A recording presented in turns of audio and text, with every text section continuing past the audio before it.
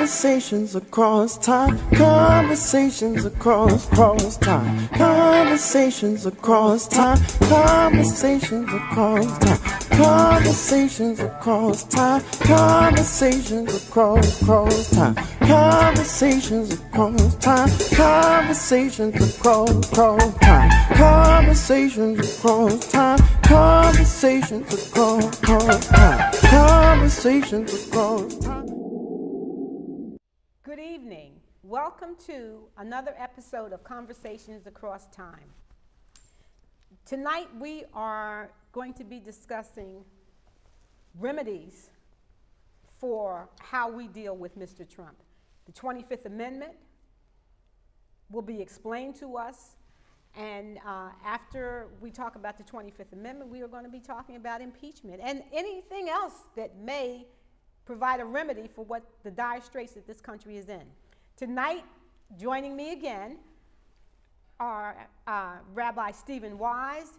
Rabbi Wise, as you know, was an advisor to President Franklin Roosevelt, was considered to be conservative by more progressive Jews during the time that he was advising President Roosevelt because they thought there was more that he could have done. But Rabbi Wise was very instrumental in the reform movement in the United States. Seated next to Rabbi Wise is Reich Marshal Hermann Goering, the second most powerful man in Nazi Germany, the creator of the Gestapo, and later on the head of the Luftwaffe, which was the German Air Force, an ace pilot himself. Welcome, Reich Marshal. Great to be back. Seated next to the Reich Marshal is the 32nd President of the United States, President Franklin Roosevelt. President Roosevelt is certainly was the iconic figure that decided on behalf of the people that Americans needed to be treated more fairly by the wealthy people in this country. So he was considered a traitor to his class. But the reality is, because he was a member of the upper class, because his family was held in such high esteem, I think is why he was able to get so many important social programs through for this country, plus guide us through the Second World War and get us out of the Depression. Thank you so much. My pleasure. President for a long, long time. The only president to be elected 4 times. Four. Right. Seated to my left, of course, is my co-host, Babette Josephs, former state representative Babette Josephs. And Babby, this is going to be an interesting conversation because I know you, as a former elected official, have some definite notions about what can possibly be done to save our republic from the madman that sits in the White House. And I'm sorry, I'm not speaking for anyone else, that's just my opinion. I agree with you. So if you would, President Roosevelt, would you talk about the 25th Amendment? Sure.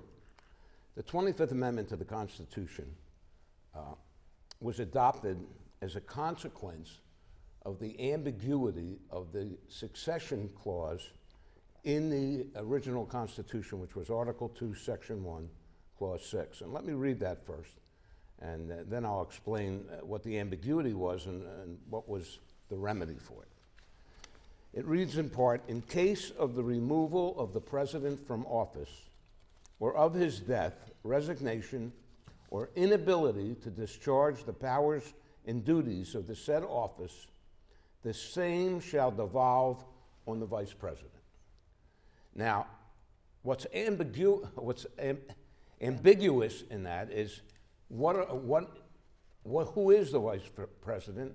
Is he just an acting president, or does he become president in the event of succession? And to change that and to make it clearer, an amendment was passed to clarify the succession of not only the President of the United States, but what would happen in the event that a Vice President had to be removed.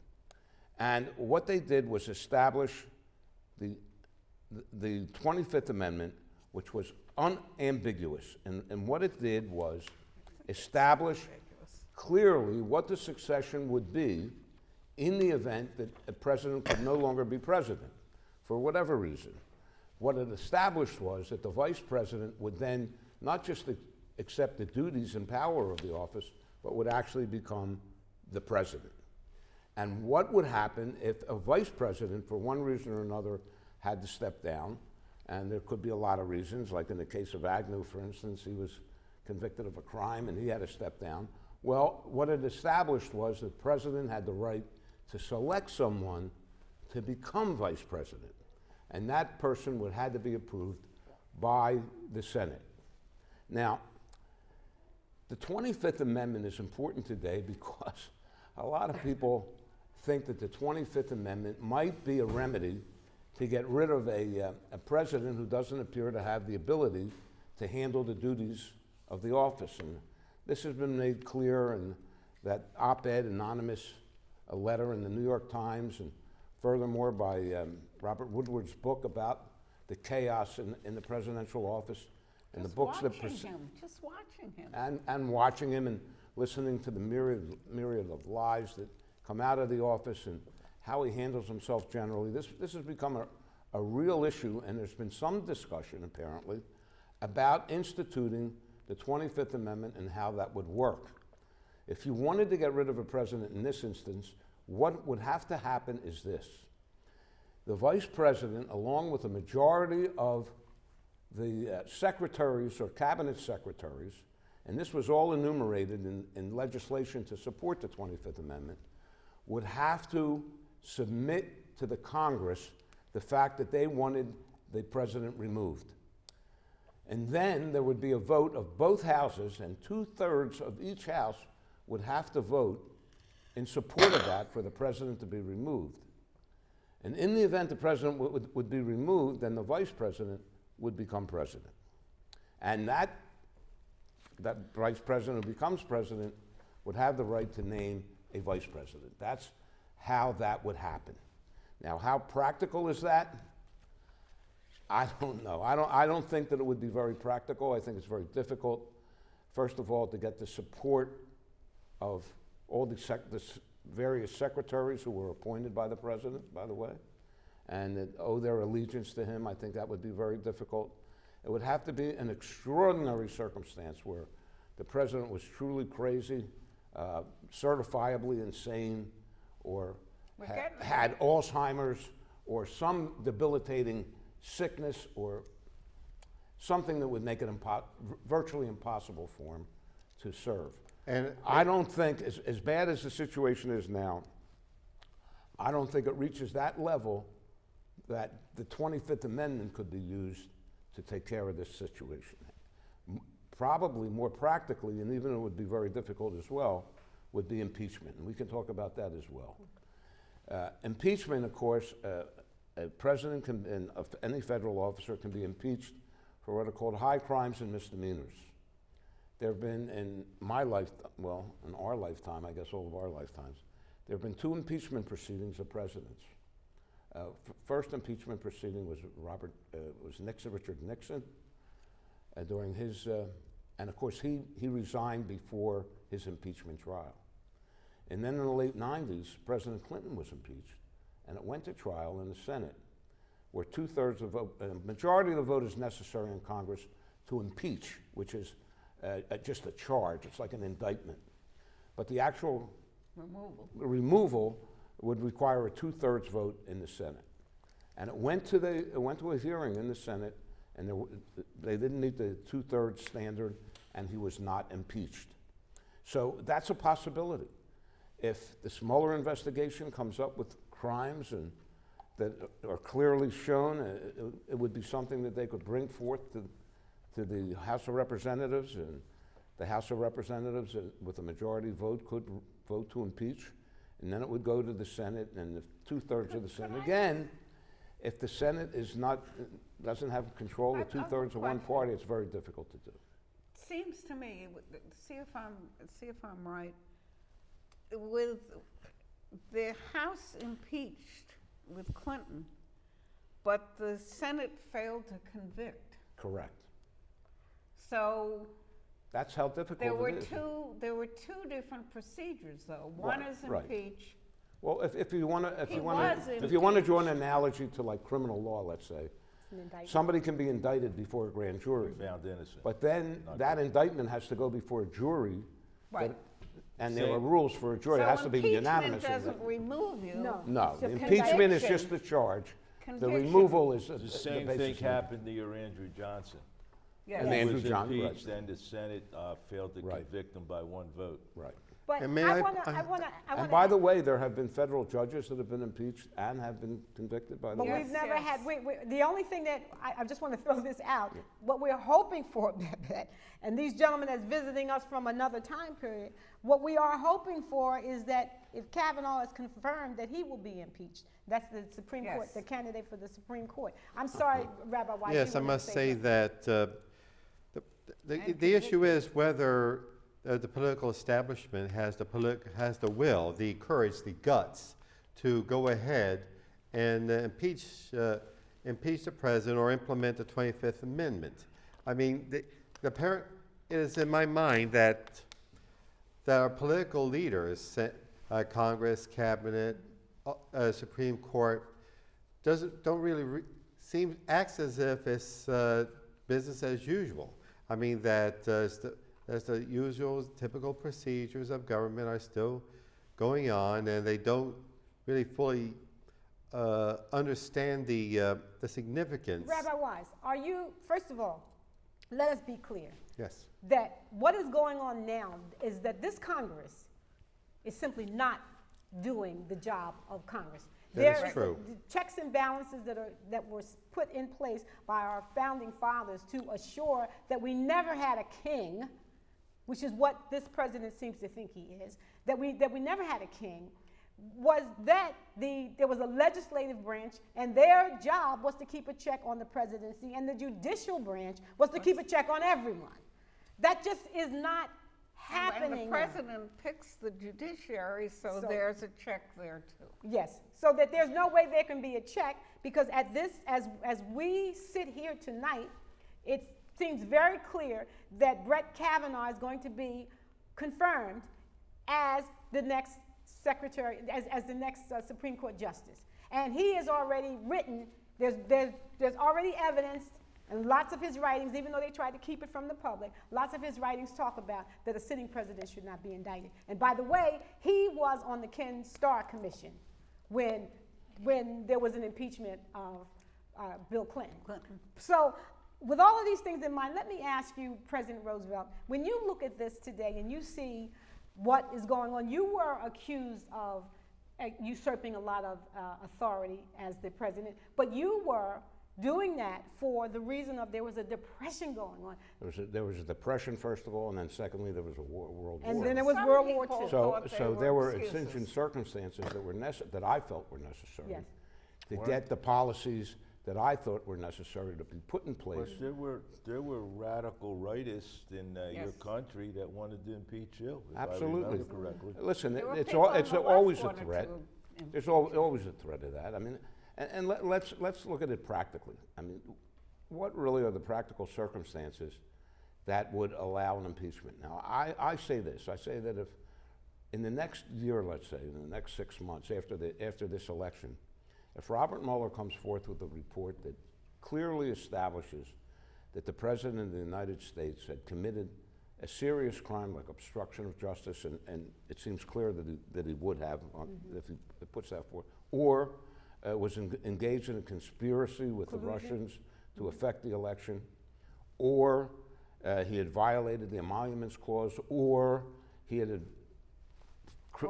campaign law, and if all of these things are in place, then perhaps impeachment would be the remedy that might be clear. And by the way, I think that if they did impeach him under those circumstances, the Republicans would probably go along with it, because you have to remember that if he's impeached, what's going to happen?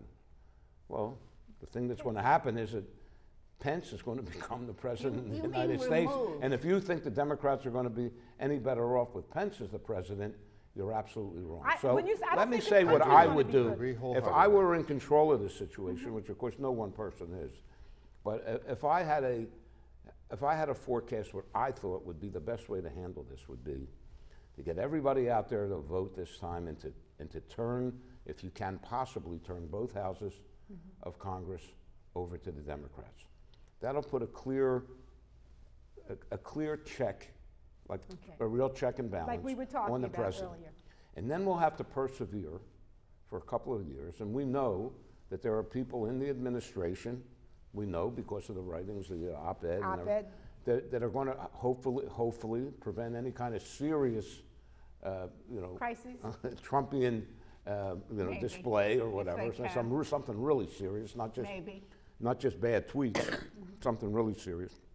And then in 2020, come with the big power that you have, which is a majority of people in this country. Need a candidate. He has an approval rating in the low 30s. Get out there and vote and get it over with Need a and get your candidate. people in there and turn around everything that he's done. We need Turn all lots of these evil candidates. regulations against climate control and against everything else that he's done, and consumer finance and consumer, consumer protection that he's overturned. All of these things that are really for the people that he's going against, and bring them back on the table, and that's what you have to do. Right, Marshall, I have a question for you. All right, good.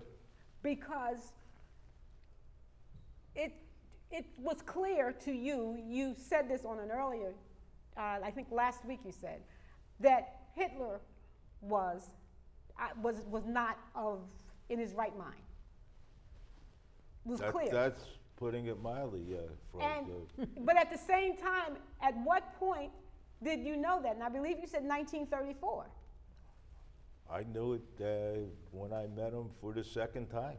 Okay. But the problem is we lost democracy, as you might lose it too, because in the name of national security, we There we are. suspended elections, and then we limited free press, and your president, Trump, keeps talking about fake news, and the Fuhrer always talk about Lügenpresse, lying press. So the difference is we had no mechanism to remove him other than a coup d'etat, assassination.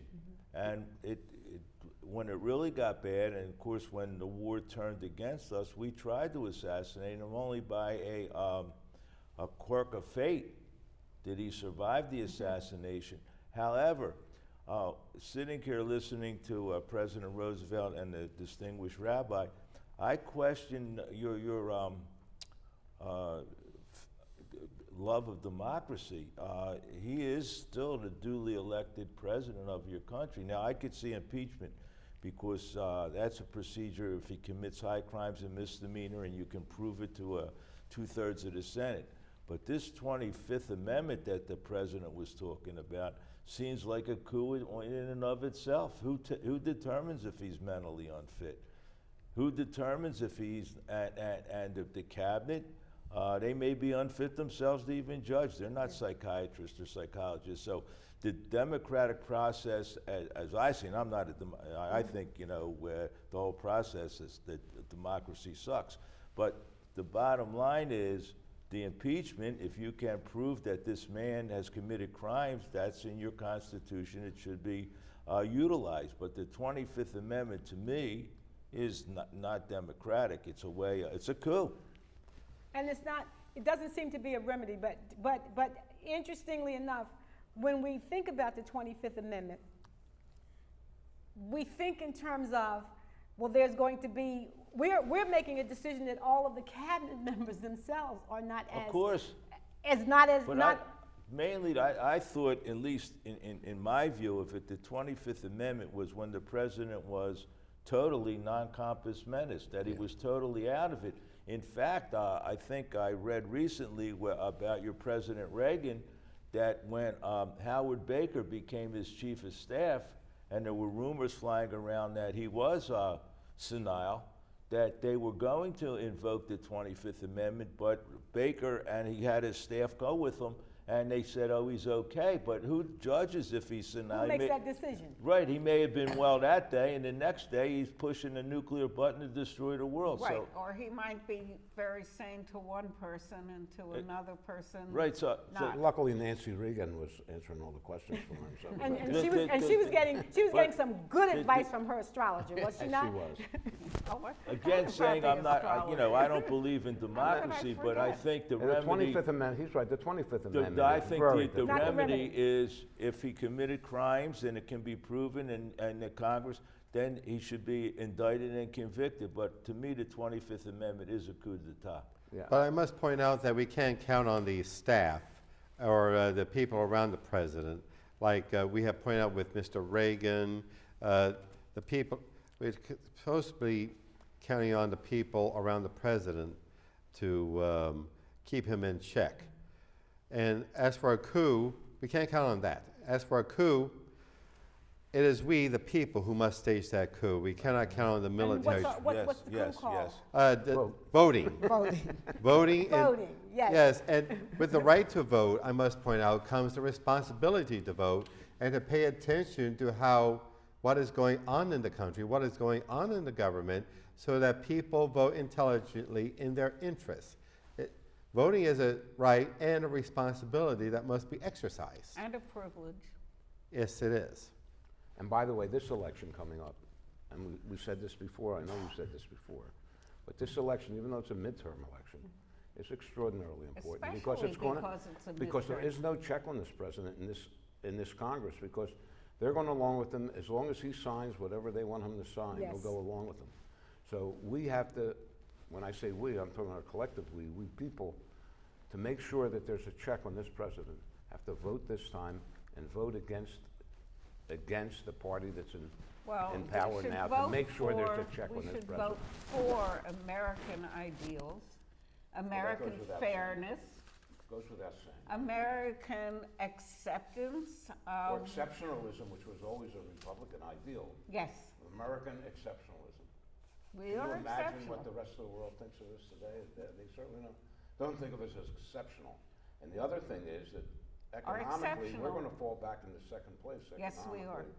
And China's going to be the dominant country Yep. in this world. And this president is helping that to happen. Yes. With his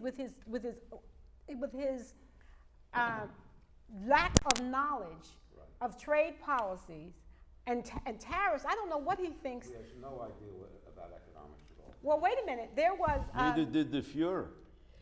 The Fuhrer liked to print money too. and that's exactly, that was the point I was getting to. What was President Trump's answer when there was a Gary Cohn said, Print more. Yeah, to Gary, when deficit, Gary you gotta Cohn take care of the talked about the deficit, the president's answer was, just print more money, Yep.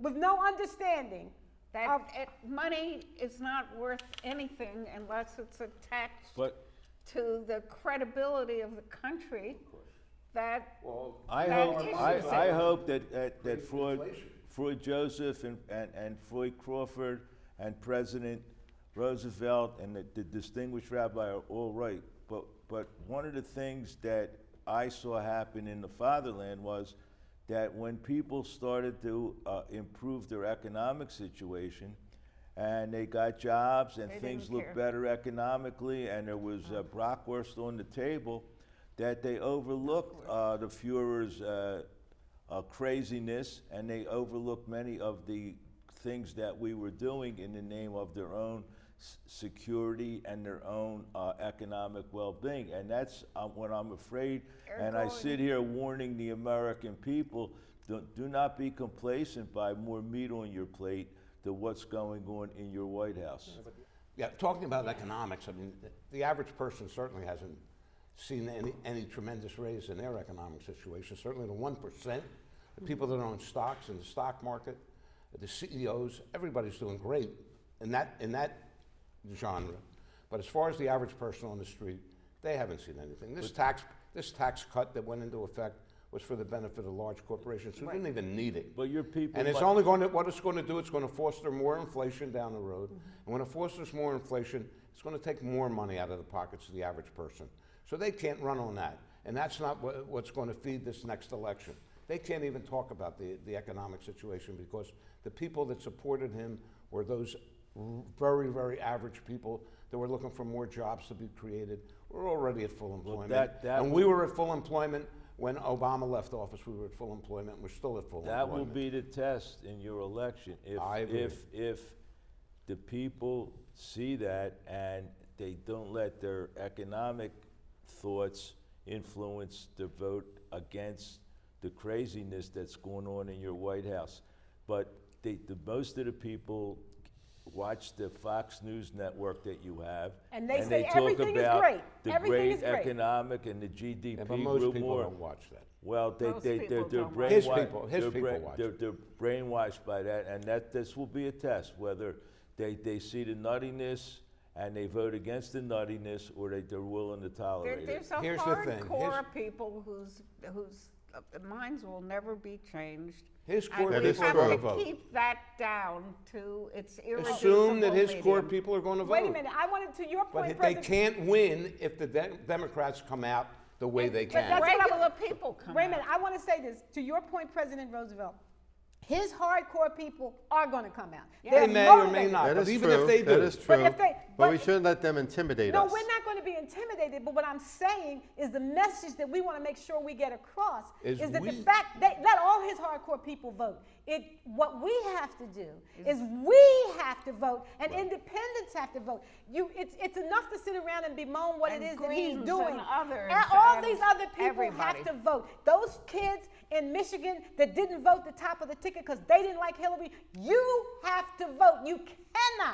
You cannot allow Trump's base to control this country. Listen, and that's what's happening. 50% of eligible voters did not That's vote right. in 2016. That is true. But That So, is true. in reality, he probably only has about 25% of the point, population. I'm going the out point the street and getting people registered. Crawford's making is the ones that did vote for Yes. whatever reason did not vote for the president, and they were out there, they went to the polls, Yes. and they didn't vote for the president, so you have to make a choice. And what Crawford is saying is they made a tremendous mistake because, as the young lady said, I guess, I wasn't inspired.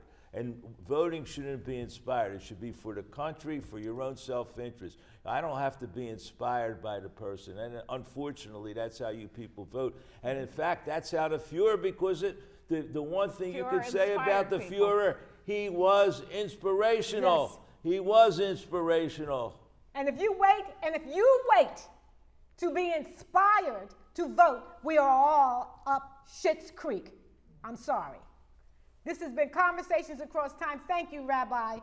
And I apologize for my language, but thank you, Rabbi Wise. Thank you. President's a holy Thank you, mistake. Reichs. Thank you, Reichsmarshal. Thank you, President Roosevelt. Thank you, Babette. And Thank again, you. if Thank you you, don't Ms. vote, Crossman. you know where we are. And Vote. guess what? You don't have anybody to blame but yourself. And you don't have a paddle. And you don't have a paddle. Good night. Good night. Conversations across time. Conversations across time. Conversations across time. Conversations across time. Conversations across time. Conversations across time. Conversations across time. Conversations across time. Conversations across time. Conversations across time. Conversations across time. Conversations across time. Conversations across time. Conversations across time. Conversations across time. Conversations across time. Conversations across time. Conversations across time.